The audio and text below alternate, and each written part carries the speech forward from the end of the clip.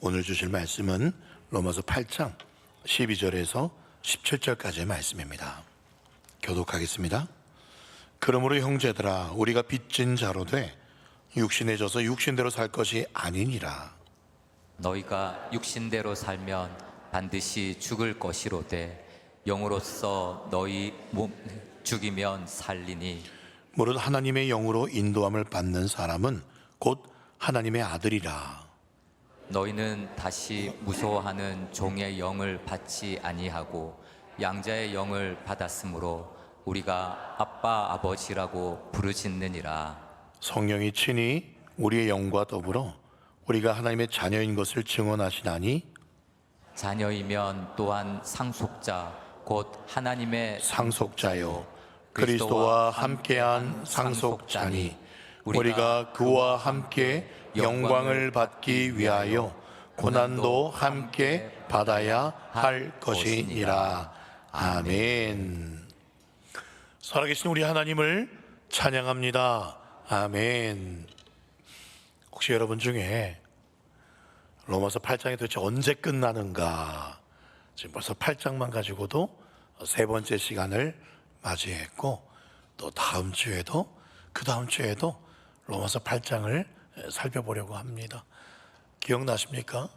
성경에 꽃과 같은 말씀, 로마서 말씀인데, 로마서 말씀 중에서도 정말 다이아몬드와 같이 영롱하게 빛나는 부분이 있다면 8장이라고 말씀을 드렸습니다.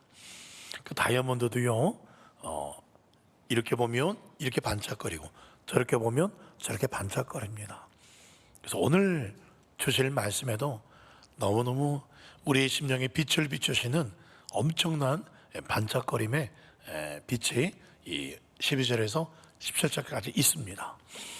우리는 지난주에요, 오라 나는 곤고한 사람이로다 라고 외치던 이 사도 바울의 그 처절했던 그 고백을 찬란한 승리의 노래로 변화시킨 능력이 있었다. 그것이 사망의 법이 아니라 무슨 법이었습니까? 생명의 성령의 법이었습니다. 그렇습니다. 성령님이셨어요. 또 한번 여쭤볼까요? 우리 안에 남아있는 여전히 죄성이 있어요. 본성이 있습니다. 그래서 우리 안에 영적인 전쟁이 일어나고 있죠. 그런데 우리는 할 수 없지만 이 영적인 전쟁에서 승리 있게 하시는 분, 우리 안에서 도와주시는 분, 그분이 누구시라고요? 성령님이십니다. 기억나세요? 그래서 로마서 8장을 이런 장이다라고 부르기까지 해요. 무슨 장이라고요? 성령장이다. 성령이라고 표현하는 말씀이 20번 이상 나와요. 8장에만. 그렇습니다. 그래서 우리 지난주에 5절에 뭐라고 살펴보았습니까? 영을 따르는 자는 영의 일을 생각한다. 성령의 생각은 뭐죠? 생명과 평안이다 라고 살펴보았습니다. 그래서 지난주 말씀의 결론이 뭐였냐? 11절이었죠. 같이 읽어볼까요? 시작.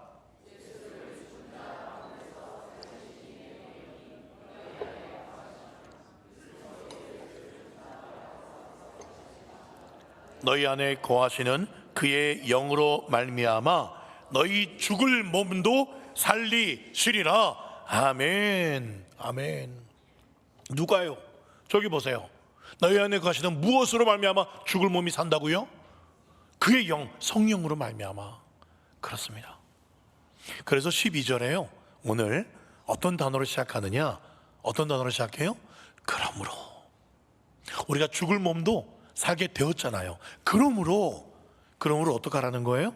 그 다음에 12절 보세요. 형제들아, 우리가 무엇에 비친 자입니까? 복음에 비친 자예요. 복음에 비친 자입니다. 그렇죠? 생명에 비친 자예요.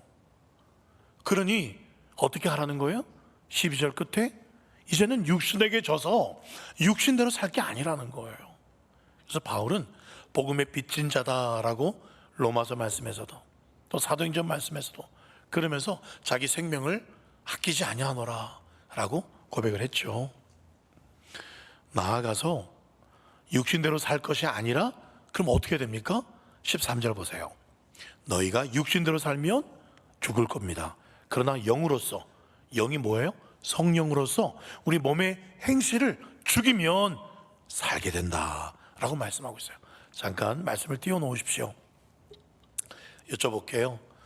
로마서 말씀을 지금 우리가 살펴보면서 우리의 삶을, 한 주간의 삶을 주일 예배 때보다도 더 하나님의 영광이 우리 삶 속에 임하는 것을 한번 경험해 보자라고 그렇게 지금 말씀을 나누고 있습니다.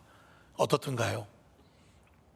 몸의 행실을 이번 주 여러분 잘 죽이면서 영으로서 사셨습니까? 내 힘으로 육신의 정욕, 안목의 정욕 이겨지든가요? 사람들이 이생의 자랑하는 것대로 나도 이생을 쫓아가는 것이 아니라 정말 하나님 깊으신 뜻대로 잘 살게 되든가요? 내 힘으로? 안 돼요.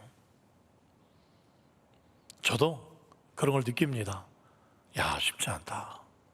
정말 그런 표현을 써요. 녹록지 않다. 녹록지 않은 정도가 아니라 우리가 믿음으로 산다는 게 얼마나 힘든가를 주일이 지나면 삶 속에서 경험해요. 희한하죠.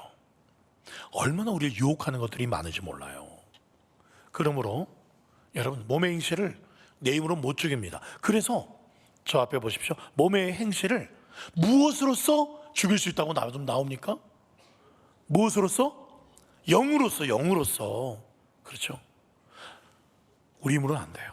성령님은요 우리를 도와주시는 분인데, 그런데 우리가 믿는 만큼 성령님은 도와주세요.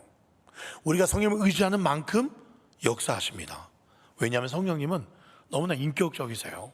너 그거 보면 안 돼. 너 그걸로 가면 안 돼. 너 그런 말 하면 안 돼. 우리 입을 강제적으로 닫아버리고 너 눈 뜨지 마. 못 보게 하고 강제적으로 못 하세요. 성령님이. 왜냐하면 하나님께서 우리에게 주신 가장 큰 선물 중에 하나가 바로 자유지예요. 볼 수도 있고 안 볼 수도 있고, 말할 수도 있고 안 할 수도 있고, 손으로 할 수도 있고 안 할 수도 있고, 이걸 우리에게 자유를 주신 거예요. 그래서 자유를 가지고 우리의 적극적인 그런 자유로 하나님께 영광을 돌리기를 원하셨기 때문에 우리를 로봇으로 만든 게 아니죠. 성령님도 마찬가지예요. 계속 우리 안에서 그러면 안 돼, 그러면 안 돼, 이렇게 해야 돼, 이렇게 가야지 말씀하시지만 억지로는 못 하세요. 너무나 인격적이기 때문에. 그런데 여러분 정말 우리가 잊지 말아야 될 중요한 사실이 있죠. 그게 14절 말씀입니다. 같이 읽어볼까요? 시작. 무릇 하나님의 영으로 인도함을 받는 사람은 곧 하나님의 아들이라. 이걸 잊으면 안 된다는 거예요. 성령의 사람이기도 하지만 내가 누구라는 거예요?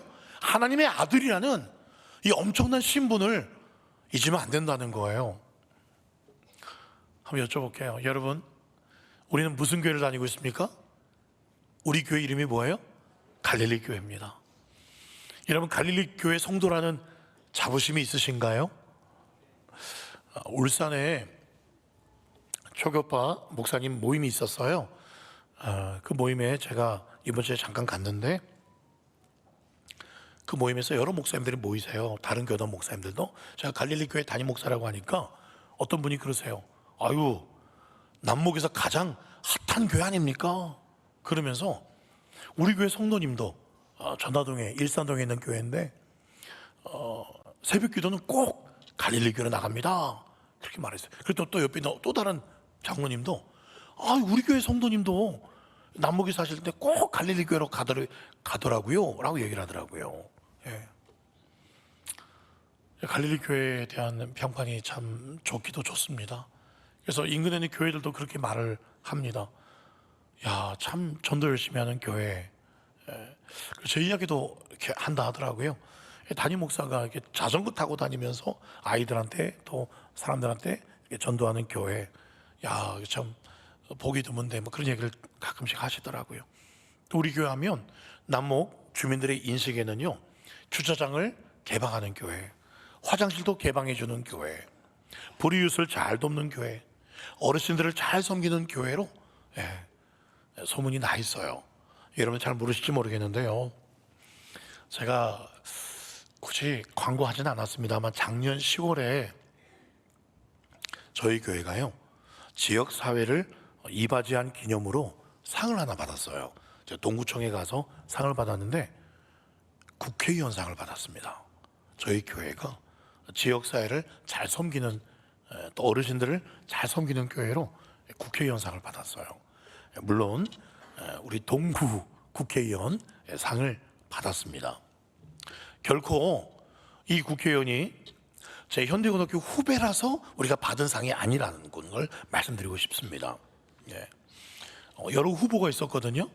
상을 받는. 그런데 이렇게 소개해 준 분이 국회의원상 후보라는 거예요. 그러니까 제가 뭐 국회의원이 제 현대고등학교 후배긴 하지만 뭐 공정하게 하십시오. 그냥 그렇게 우스갯소리 했는데 꼭 뭐 후배라서 준 상은 아닙니다. 여러분, 울산 갈릴리 교회 성도라는 것에 자부심을 가지시기를 바랍니다. 그런데 여러분, 이것과 비교가 되지 않는 자부심이 있다는 거예요. 그게 뭐예요? 16절, 성령이 친히 우리의 영과 더불어 우리가 하나님의 자녀인 것을 증언하고 있습니다. 우리가 하나님의 자녀라는 거예요. 여러분, 이게 와 닿으십니까 좀? 과거에는 지옥 가는 게 무서워서 그래서 예수를 믿은 분이 계실지 모르겠습니다. 로마서 8장 1절, 이제는 정죄함이 없다. 얼마나 큰 결정적인 선포입니까? 평생 들어야 될, 하나님 앞에서 들어야 될 선포. 이것만 해도 영광인데 그보다 더 큰 은혜가 있어요. 비교할 수 없는 또 감격이 있습니다. 뭡니까? 감히 창조주이신 그 하나님을 우리가 아버지라고 부를 수 있는 그 특권을 우리에게 허락해 주셨습니다. 할렐루야 아닙니까? 그런데 조금 더 구체적으로 말씀드릴게요. 진실을 말씀드릴게요. 15절에 보시면 너희는 다시 무서워하는 종의 영을 받지 아니하고 양자의 영을 받았다. 정확히 말하면 우리가 양자가 되었다는 거예요. 그 말은 하나님이 우리의 친아빠가 아니라는 거죠. 입양되었다는 그런 말이죠. 하나님의 친아들은 한 분뿐입니다. 누구예요? 예수님이세요. 원래 우리는 죄의 종이었습니다. 물론 따지면 하나님이 우리를 다 창조하신 하나님이 우리 아버지인데 우리가 죄의 종이었어요. 죄를 섬겼습니다. 그런데 하나님께서 그 죄의 종으로부터 구원해 주셔서 다시 하나님의 자녀로 입양을 해줬다는 거예요. 그런데 여러분, 입양할 때 있잖아요. 입양아들이 부모를 선택합니까? 아니에요. 부모 되는 사람들이 그 입양아 중에 사진을 보거나 또는 그 입양시설에 와서 아이들을 보고 그렇게 선택을 합니다. 입양받는 아이는 할 수 있는 것이 아무것도 없어요. 대신 입양하는 부모가 이 아이를 입양하기 위해서 필요한 여러 가지를 준비를 하죠. 대가를 지불해야 됩니다. 그렇게 해서 아이를 입양을 하게 되면 이제부터는 이 아이는요, 고아가 아니에요. 새 부모의 자녀가 되는 것이죠. 그 특권을 마음껏 누릴 수 있어요. 이제 이들이 내 부모인 거예요. 이들의 재산이 내게도 이제 유산으로 올 겁니다. 이들이 누리는 모든 특권을 내가 다 누릴 수 있어요. 이것이 바로 우리가 누린 특권이에요. 어떤 특권입니까? 요한복음 1장 12절입니다. 바로 무슨 권세예요? 하나님의 자녀가 되는 권세를 저와 여러분들이 받게 된 줄 믿습니다. 이게 우리가 받은 양자됨의 특권이에요. 사실 우리가 하나님을 아버지라고 부르는 것은요, 지금도 이스라엘 사람들이 보기에는요, 이건 말이 안 돼요. 말이 안 돼요.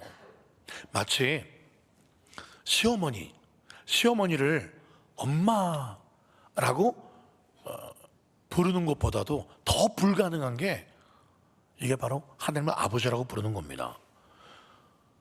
우리나라에도 가끔 유학생 중에 이스라엘 유학생이 있어요. 그들 앞에서 야훼, 여호와 하나님이 내 아버지야 라고 말했다가는 바로 손절당하든지 뺨을 맞을 겁니다. 왜냐하면 그들은 지금도 하나님의 이름을 함부로 여호와라고도 부르지 못합니다. 그냥 이스라엘 말로 아도나이라고 불러요. 주님이란 뜻이에요. 유태인, 미국인 유태인들도요, 이 성경을 보면서 하나님, 여호와 하나님 못 불러요. 그냥 로드라고 부릅니다. 어찌 피조물인 이 더러운 죄인이 하나님의 이름, 거룩하신 이름을 함부로 입에 부르냐? 못 불러요. 근데 우리는 어떻게 합니까? 하나님을 아버지라고 불러요. 예수님께서 십자가에 못 박혔을 때 그 죄목 중에 하나가 뭡니까? 어찌 하나님을 아버지라고 부르냐 그 말이에요. 이스라엘 사람들의 생각에는 하나님을 아버지라고 부른다는 것은 동격이에요. 그래서 예수님이 하나님이 내 아버지라고 했을 때 자기가 하나님이라는 그렇게 들린 겁니다. 그래서 십자가에 못 박았어요. 여러분, 한번 생각해 보면 정말 그래요. 세계 종교가 많이 있지 않습니까? 그런데 어떤 신에게, 어떤 교주에게 아버지라고 부르는 교주는 없습니다. 아버지라고 부르는 종교는 없어요. 알라, 수많은 이슬람 사람들, 모슬렘이라고 하죠. 그 이슬람교를 믿는 사람을 모슬렘들이라고 하는데, 그 모슬렘들이요, 알라를 부를 때 알라 아버님, 알라 아버님, 말도 안 됩니다. 큰일 납니다. 어떻게 거룩하신 알라에게 아버지라고 부르냐고. 그렇게 했다가는 모슬렘들이 죽이려 들 겁니다. 여러분, 절에 갔을 때 막 정말 열심히 불도가 가장 세다고 하는 사람들도 뭐 삼천매를 하면서 뭐 부처님 뭐 이렇게 막 부르지만, 부처 아버님 저 왔어요, 우리 부처 아버님, 이렇게 한 적 들어본 적이 있으세요?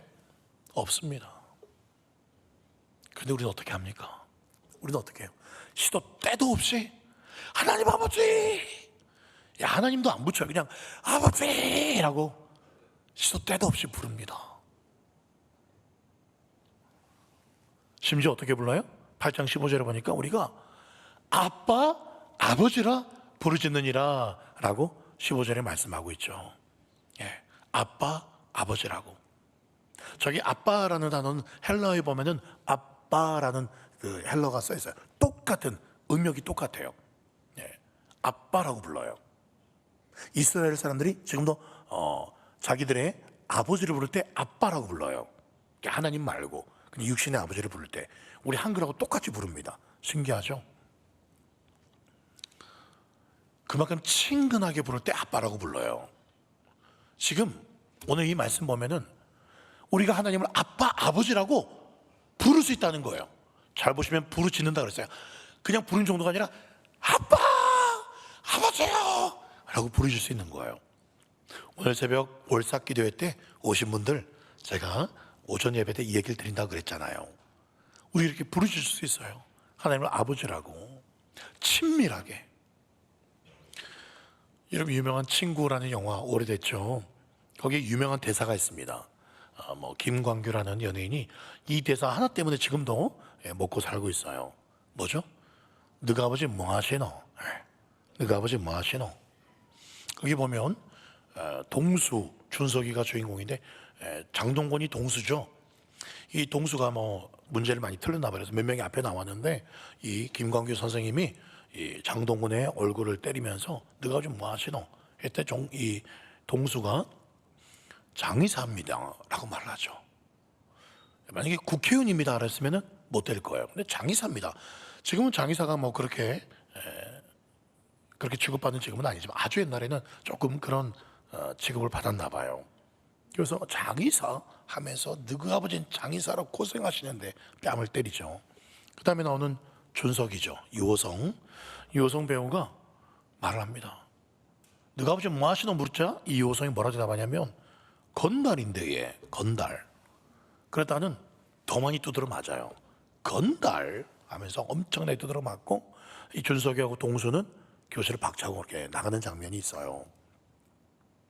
뒤늦게 선생님이 학생들에게 묻습니다. 진짜 저 아버지가 건달이가? 물으니까 그 앞에 있는 한 학생이 맞습니다. 그래서 그 학생이 한마디 더, 앞에 있는 학생이 선생님 실수하셨다고. 선생님 실수하셨다고. 예. 걔도 우리 학교 통이고 아버지도 건달이니까 선생님 실수하셨다고. 그 말하니까 또 선생님이 그렇게 말한 아이를 또 때리기도 하는데, 여러분, 사람들이요, 건달 아버지도 이렇게 무서워하는데 하나님을 아버지로 둔 우리가 뭐가 무섭겠습니까? 일전에 어떤 대기업 회장이 자기 아들이 무슨 나이트클럽에서 그렇게 옥신각신 하다가 뭐 맞았나 봐요. 그래서 때린 사람들 불러다가 야구 빠따로 때렸지 않습니까? 한 대당 얼마?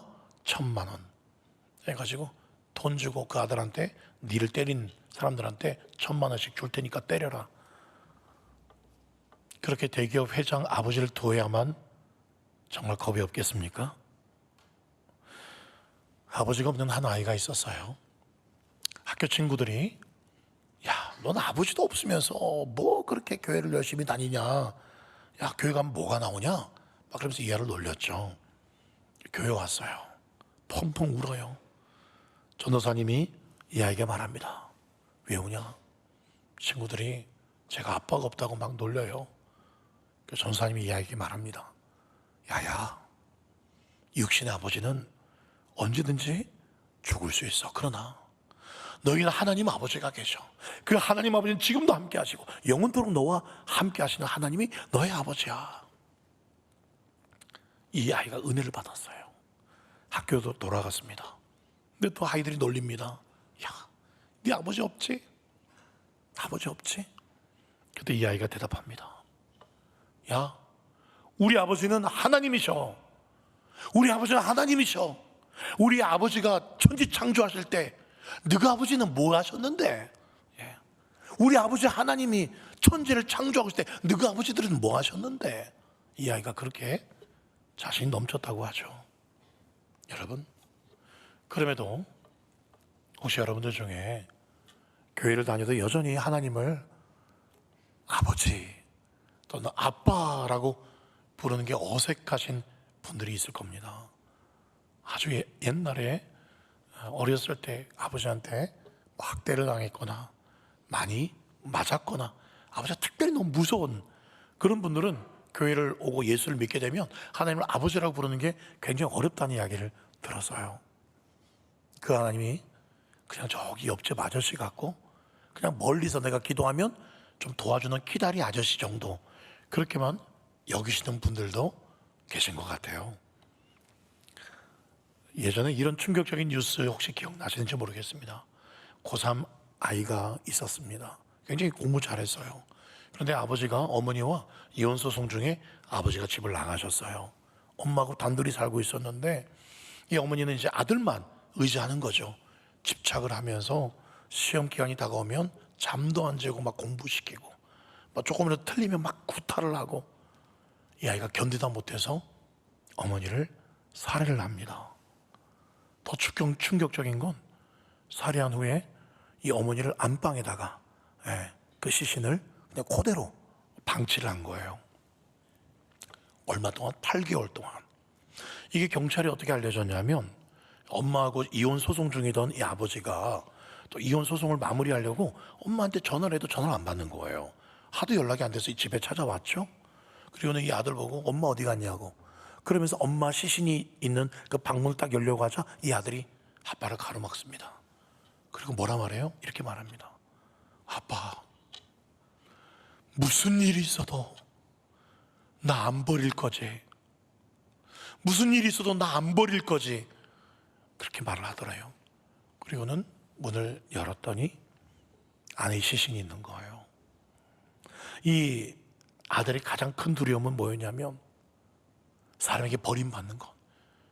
그래서 어머니 죽인 후에 아버지마저 자기를 버릴까봐 그게 가장 큰 두려움이었습니다. 훗날 이 사건을 경찰에 알게 되었고 결국 이 아들은 감옥에 가게 됩니다.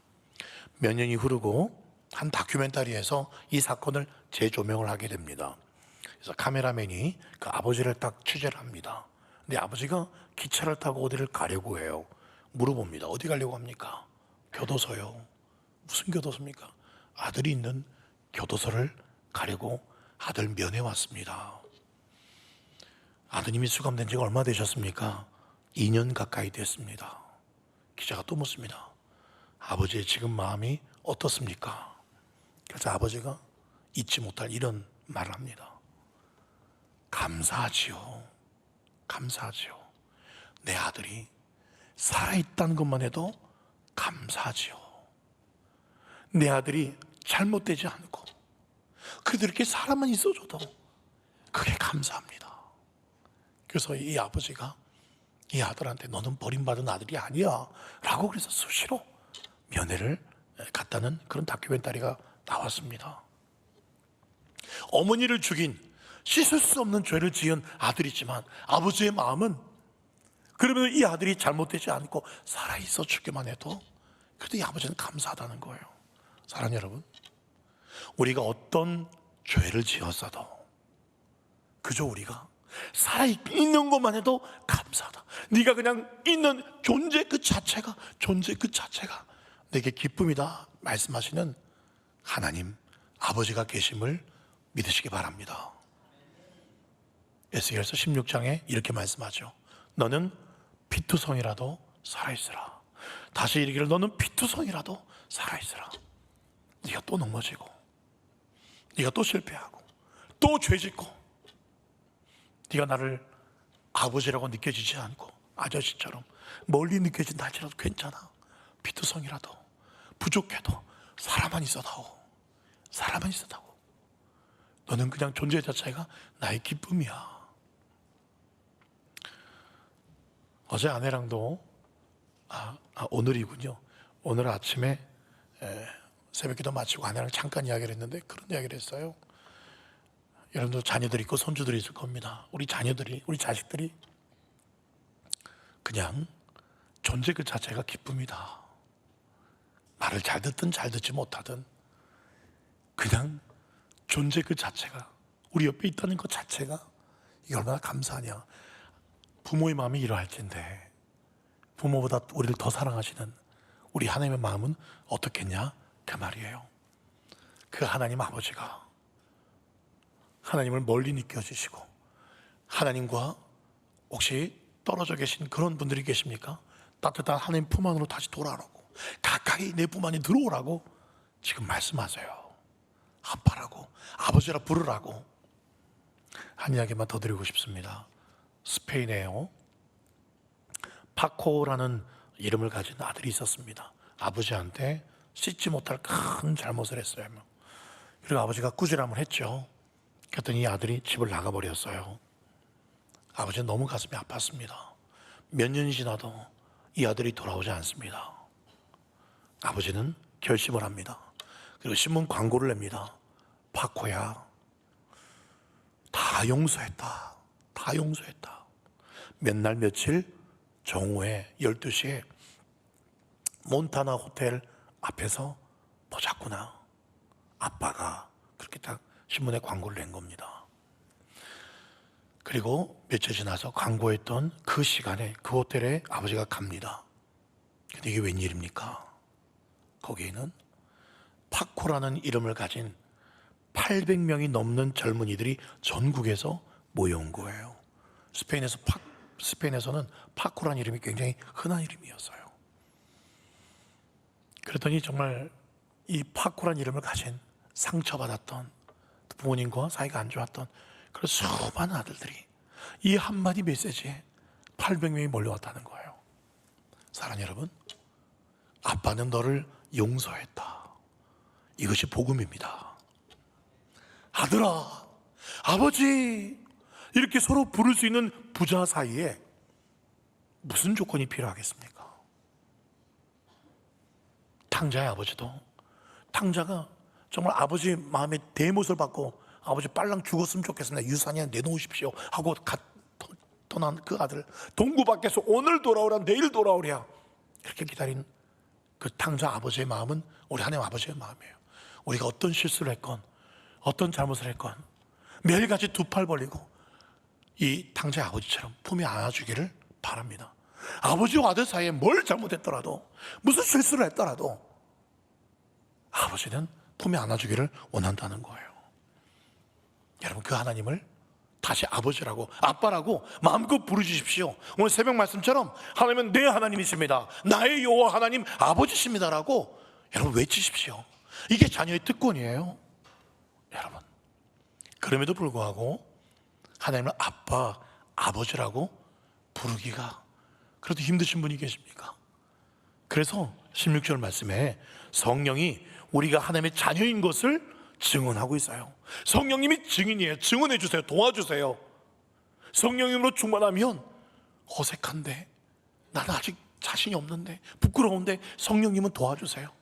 성령 충만하면 마음껏 하나님을 아버지라고 느낄 수 있고 부를 수 있다는 거예요.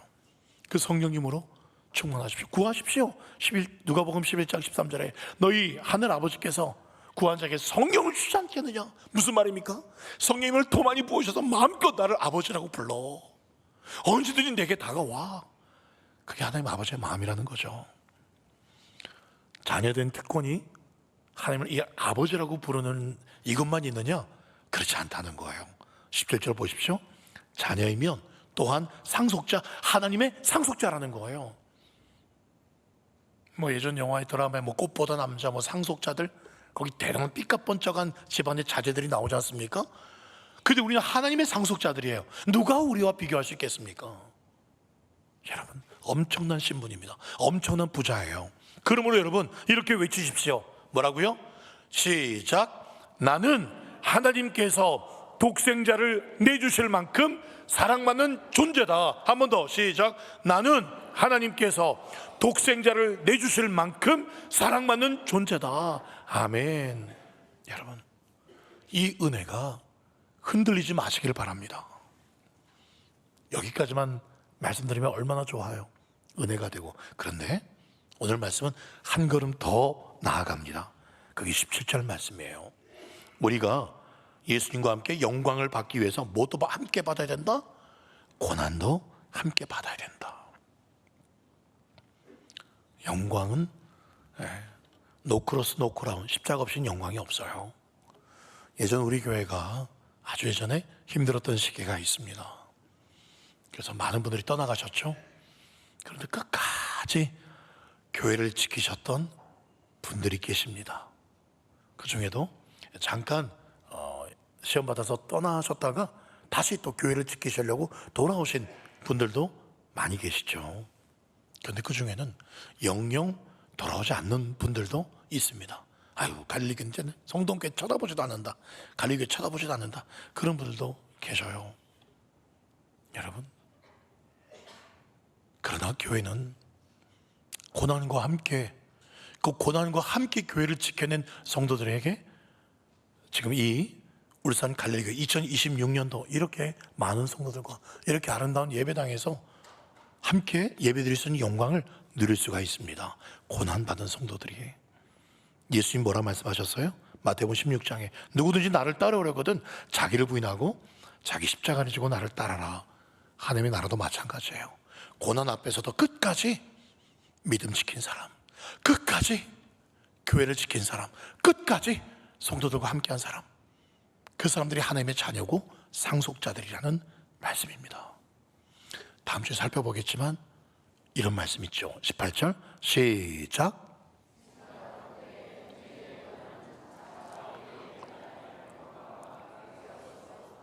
그렇습니다. 장차 우리에게 나타날 영광. 여러분, 신앙의 진수가 뭘까요? 신앙의 백미가 뭘까요? 그것은 지금도 우리가 예수 믿고 찬양하면 기쁘고 행복하고 기도하면 응답해 주시고 이것도 복이지만 신앙의 백미, 진수는 기다림이에요. 장차 우리에게 나타날 영광이 있다는 겁니다. 지금 누리는 은혜와 비교할 수 없는, 지금 우리가 조금 겪는 수고, 어려움, 섬김, 봉사, 이것과 비교할 수 없는 하나님의 영광이 우리가 기다리고 있어요. 이것이 우리의 신앙의 기쁨입니다. 소망이에요. 이런 확신을 가지고 있는 사람은 교회와 함께, 주님과 함께 고난도 피하지 않는 담대함이 있다는 겁니다. 그렇습니다, 여러분. 하나님을 아빠, 아버지라고 부를 수 있는 특권을 가진 하나님의 자녀들에게는 두려움이 없습니다. 그런데 여러분 중에 혹시 하나님만 믿어서는 안 돼. 교회만 열심히 다닌다고 돼서는 안 돼. 어떤 두려워하는 것이 있습니까? 뭔가 부족하다는 게 느껴지는 게 있습니까? 여러분, 만약에 그렇다면 하나님의 자녀라는 것을 확증해 주시는 성령님을 의지하지 않고 있다는 뜻이에요. 초대교회에 극심한 로마 군병들이 그 칼과 창끝 앞에서 두려워 떨지 않았던 이유가 뭡니까? 성령님의 인도하심 때문이었어요.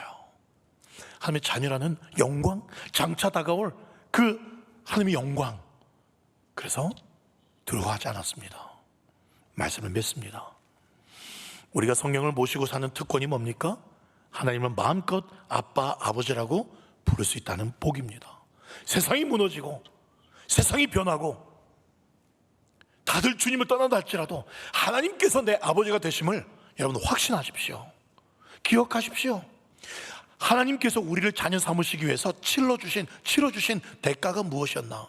하나밖에 없는 독생자 예수님을 십자가에 못 박아버렸습니다. 우리의 가치가 바로 예수님 짤이에요. 하나님은 예수님의 목숨보다도 저와 여러분의 목숨을 더 소중히 여기셨습니다. 그 하나님은 뭐라고 말씀하세요? 다음에도 살펴보겠지만 로마서 8장 32절, 자기 아들을 아끼지 아니하시고 우리 모든 사람을 위해서 내주신 이가, 그 하나님이 어찌 그 아들 예수와 함께 모든 것을 우리에게 주시지 아니하겠느냐? 믿습니까? 그러니 마음이 아플 때에도 아버지라고 부를 수 있고, 아무도 내 마음 몰라줄 때에도 아버지라고 부를 수 있고, 모든 것을 잃은 것 같은 느낌 받을 때에도 아버지라고 부르면 언제든지 달려와 나를 꼭 품에 안아주시고 세상에 줄 수 없는 은혜와 평강과 복과 회복과 치유를 부으시는 그 하나님, 그 하나님의 놀라운 사랑이 이번 한 주도 여러분의 삶 가운데 충만하시기를 주 예수 그리스도의 이름으로 축원드립니다.